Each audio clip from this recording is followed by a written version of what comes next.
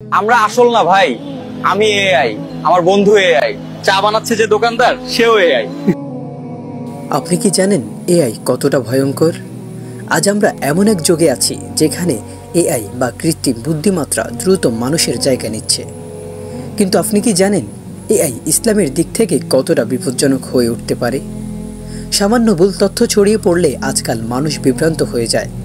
আর এখন এআই দিয়ে কোরআনের আয়াত বিকৃত করে ছড়িয়ে দেওয়া যায়, হাদিসের ভুল ব্যাখ্যা বানিয়ে ফেলা যায়। সাধারণ মানুষ বুঝেও না কোনটা সত্য আর কোনটা বানানো।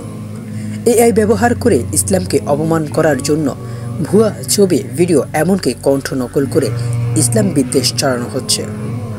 একজন আলেমের কণ্ঠ নকল করে এমন কিছু বলা যায় যা তিনি কখনো বলেননি, অথচ তা বিশ্বাস করে মানুষ বিভ্রান্ত হয়।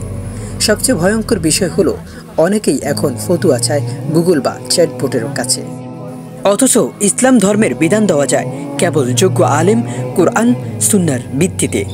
এআই না তো কিয়ামতের দিন হিসাব দেবে, না তার কাছে তাকওয়া আছে। তাই প্রযুক্তির উপর ভরসা করে যদি আমরা দিন শিখতে থাকি তাহলে মূল পথে চলে যাওয়া খুবই সহজ।